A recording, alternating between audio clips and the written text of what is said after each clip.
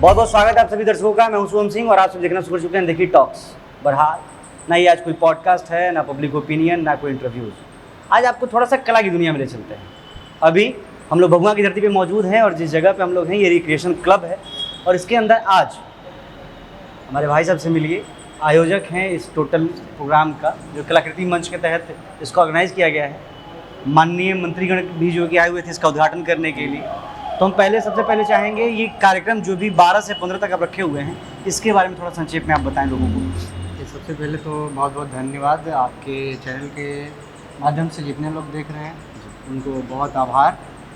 और बात रही हमारे कार्यक्रम का, तो मेरा एक संस्था है कलाकृति मंच। कलाकृति मंच के माध्यम से मैंने एक कार्यक्रम का एक नाम दिया है माँ मुंडेश्वरी कला महोत्सव 2025। इससे पूर्व में जिला प्रशासन के द्वारा माँ मुंडेश्वरी महोत्सव कराया जाता था। मेरे द्वारा जिला में पहली बार माँ मुंडेश्वरी कला महोत्सव का जो है आयोजन किया गया है। ठीक है, ठीक। माँ मुंडेश्वरी महोत्सव और माँ मुंडेश्वरी कला महोत्सव दोनों में थोड़ा अंतर है। क्या है, जिला जब प्रशासन इस कार्यक्रम को कराता है, जैसे माँ मुंडेश्वरी महोत्सव, उसमें कल्चरल प्रोग्राम या फिर किसी अन्य लोगों को बुला के मंच देते हैं। ठीक।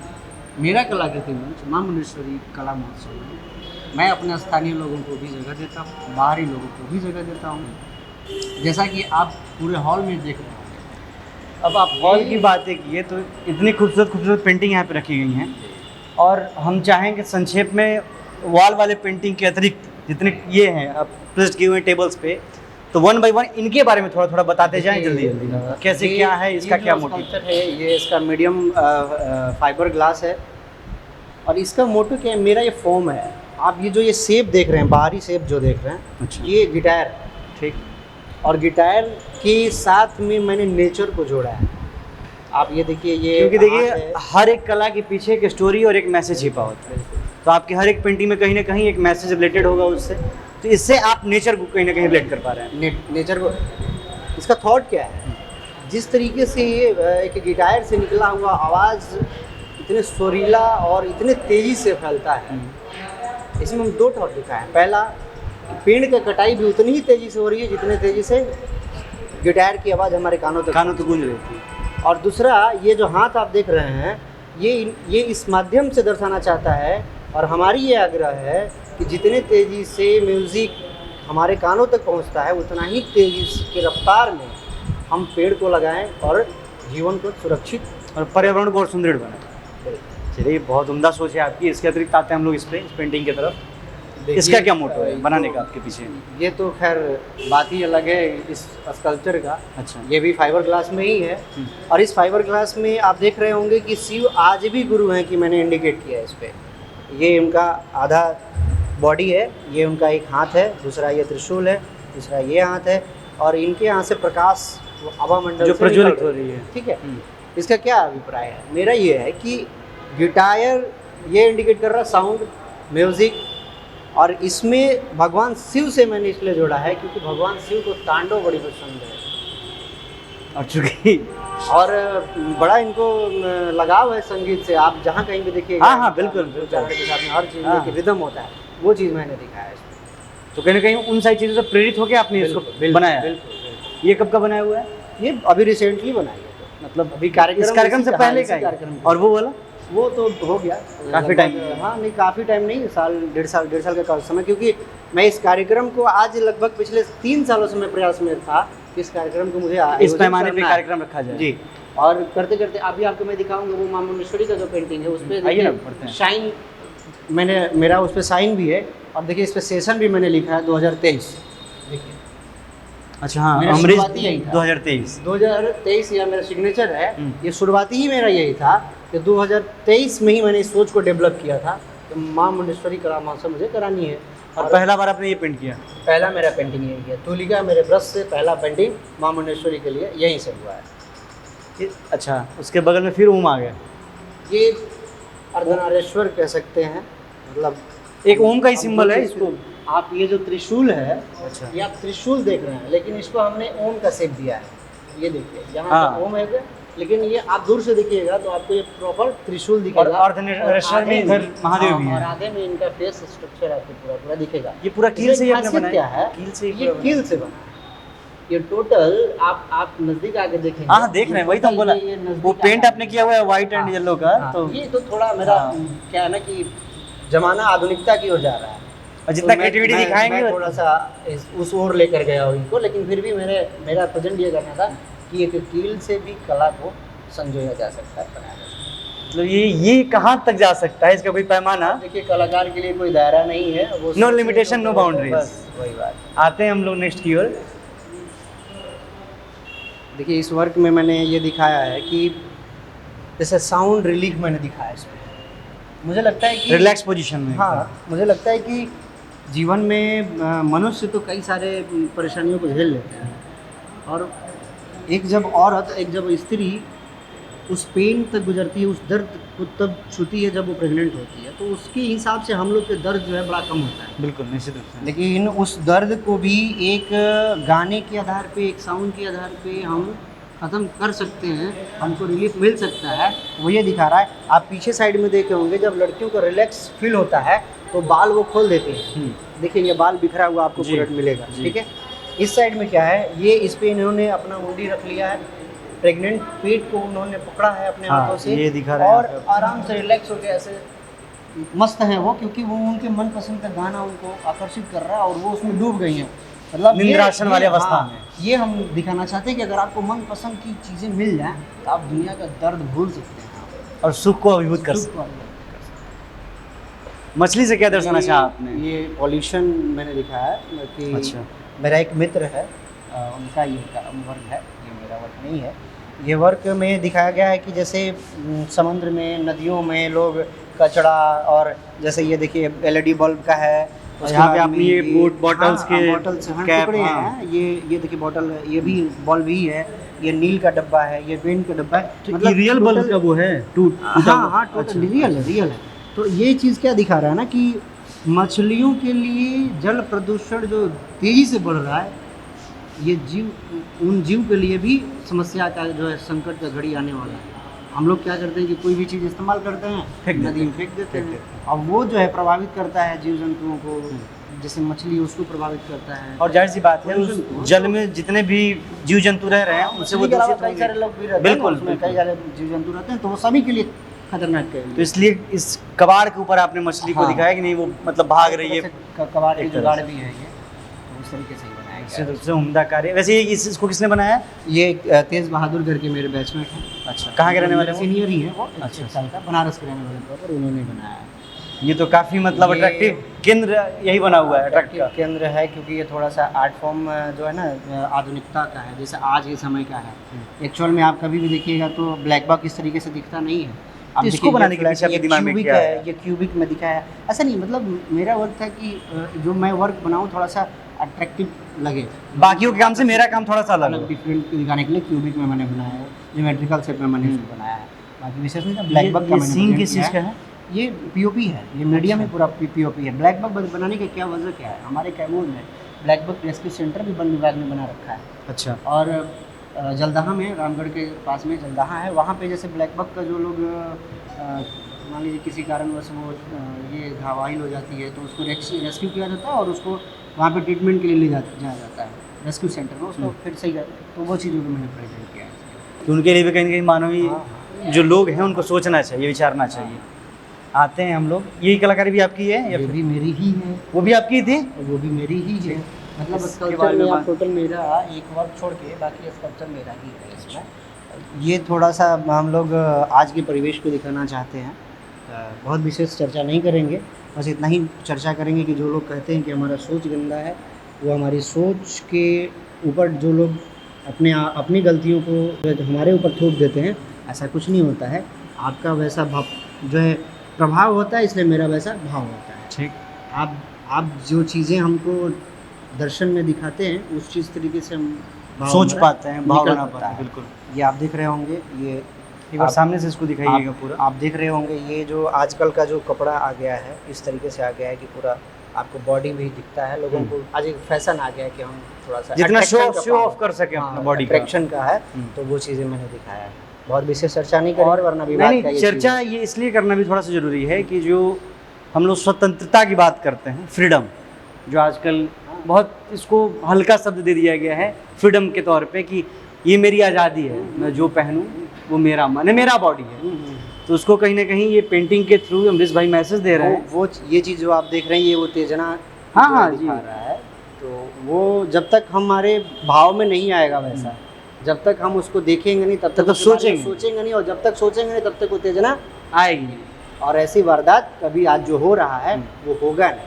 तो समस्या ये है कि हमारी सोच को बदलने से बेहतर है कि आप अपने लिबास को बदलिए, हमारा सोच बदल जाए, तौर तरीका बदल जाए। क्योंकि जब तक बुरी चीज़ों को हम देखेंगे नहीं तो उससे प्रेरित बिल्कुल तो ये भी इसको आप नहीं, determine नहीं कर सकते बड़े हैं। बड़े सेलिब्रिटी, बड़े बड़े लोग इस पे अपना थेसिस देते हैं, सोच गंदा है, सोच गंदा है, सोच गंदा है। मैं पूछता हूँ कौन सा सोच गंदा है, और गंदा है तो कैसे है, कैसे हुआ गंदा है, इसका श्रेय किसको जाता है?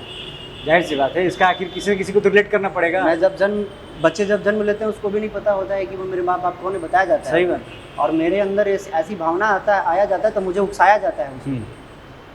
ये अब- तुम करो। हाँ, ऐसा ही होता है। ये बहुत डेप्थ नॉलेज की बातें हैं, इसको आप हालांकि टाल रहे थे इसलिए मैंने रोका टाल है। रहे थे इसलिए क्योंकि थोड़ा सा लोग बहुत सारे बुद्धिजीवी आएंगे, अब देखिए, अपना ज्ञान देंगे, बोलने और वो बोलने की सामने स्वतंत्रता तो रहे- सबको है। नहीं, सामने रहे ना तो मैं कुछ बता सकूं, हाँ। बहस कर सकूं, बात वैसे रख भी सकूं। आप कलाकार आदमी है भाई, और आप अपने कला से लोगों को बोल के बस दिखाइए, वही। आपको मतलब बयान देना ही नहीं, फिर भी मैं बयां कर सकता हूँ, वो सामने आके बात तो करने को तैयार हूँ। नहीं ना करेंगे। नहीं करेंगे। एक कलाकार आदमी से कोई भी बातें नहीं कर सकते, वो यूँ क्योंकि आप जितनी गहरे सोच में जाकर ये चीज़ें आप निर्माण कर रहे हैं, कॉमन पीपल्स की बस की बात नहीं है। जी, आप कुछ दिखा रहे थे देखिए, पेंटिंग। हम लोग स्कल्पचर पे थे, अब हम पेंटिंग पे आते हैं, ठीक। जिसको 3 सालों से मैंने दबा के रखा था। आज मैं उसे उजागर करना चाहता हूँ। 1790 से लेके 92 तक ब्रिटिश कलाकार विलियम डेनियल हमारे भारत में आए, और उन्होंने हमारे भारतवर्ष में कई सारी मंदिरों को जो है नष्ट किया। नष्ट नहीं किया, नष्ट किया जा चुका था पहले से, उसकी उन्होंने पेंटिंग बनाया। अच्छा। और आज अगर आपको इस चीज़ को प्रमाणित तौर पे देखना है तो बिहार म्यूजियम पटना में जाइएगा तो आपको एक दीर्घा में मिलेगा कि विलियम डेनियल द्वारा 1790 ईस्वी में एक चित्र को चित्रित किया गया जो माँ मुंडेश्वरी से संबंधित। हम उसकी बात कर रहे हैं, बिल्कुल, क्योंकि हम जब भी दर्शन के लिए जाते हैं तो ये हाँ, दिखने को मिलता है। हाँ, अब जब भी आप समझिए कि 1790 ईस्वी में एक चित्र आता है, और वो जब प्रकाशित होता है तो पुरातत्व विभाग ने उसको संरक्षित करता है उस आधार पे, और उसको खुदाई करवाता है, और पता चलता है कि वहाँ एक प्राचीन हिंदू मंदिर जो अष्टकोणीय है और विश्व का सबसे पुराना मंदिर है, माँ और वो मुंडेश्वरी। मंदिर लुप्त है। माँ मुंडेश्वरी की बात कर रहे माँ हैं। मुंडेश्वरी मंदिर की मैं बात कर रहा हूँ जो हमारे ज़िला में स्थापित है। 1990 से लेकर 2025 में अंतर क्या है आज मुंडेश्वरी मंदिर में? आज भी इसी अवस्था में खंडित मूर्तियाँ, खंडित पत्थरें ऐसे पड़े हुए हैं।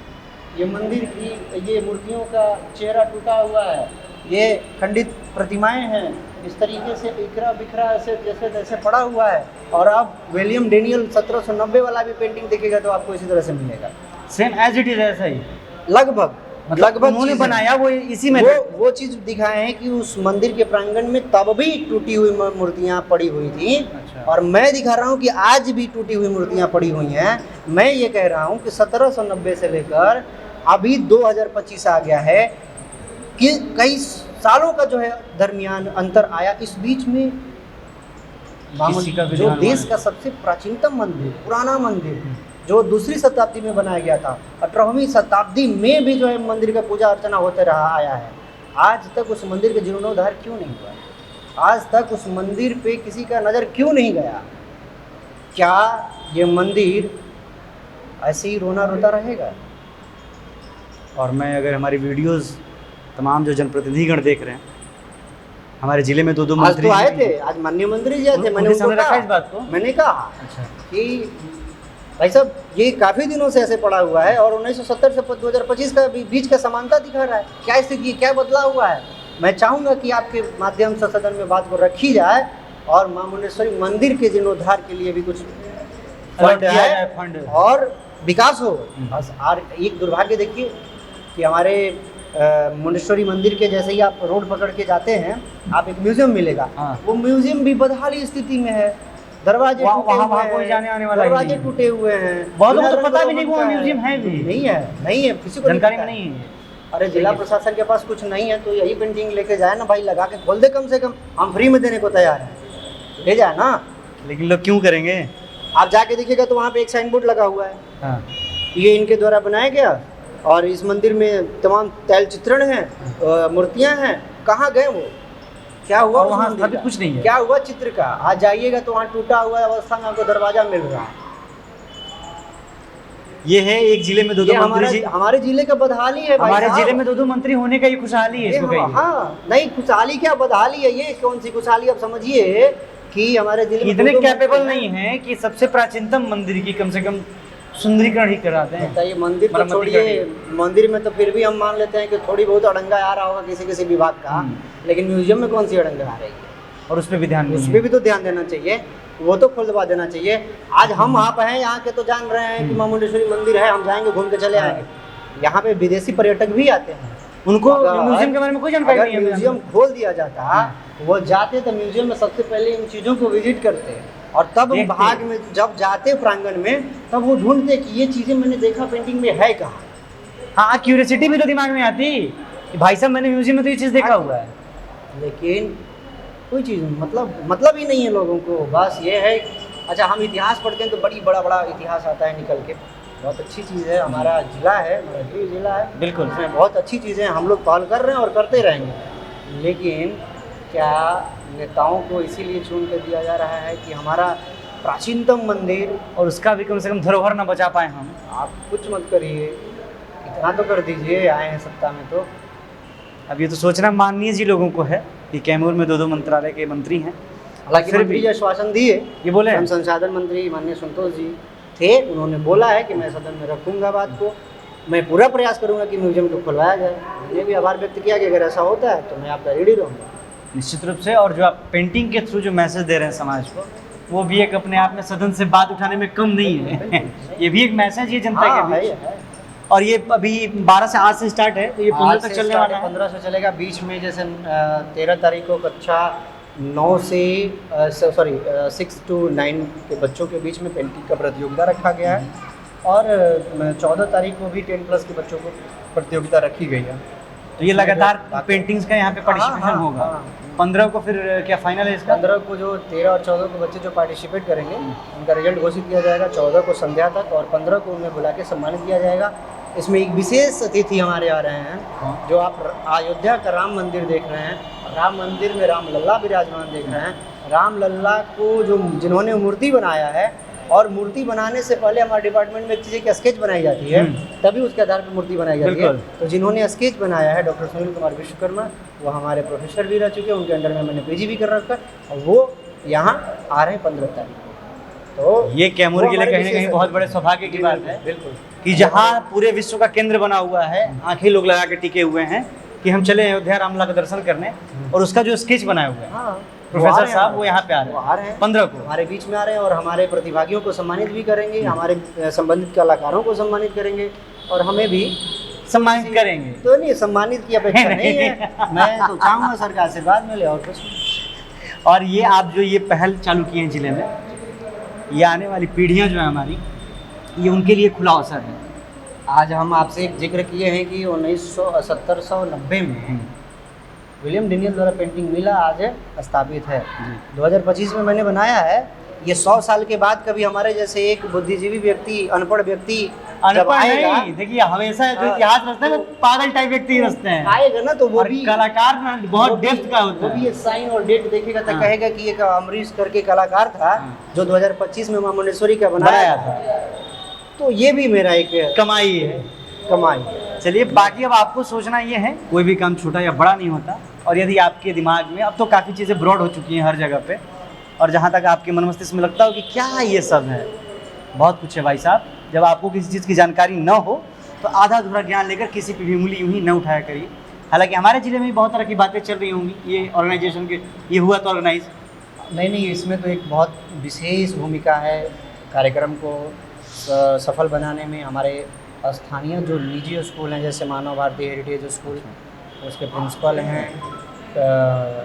माननीय वो विकास पांडे जी हैं, संत लॉरेंट इंग्लिश स्कूल, अब उनके डायरेक्टर हैं विजय तिवारी सर।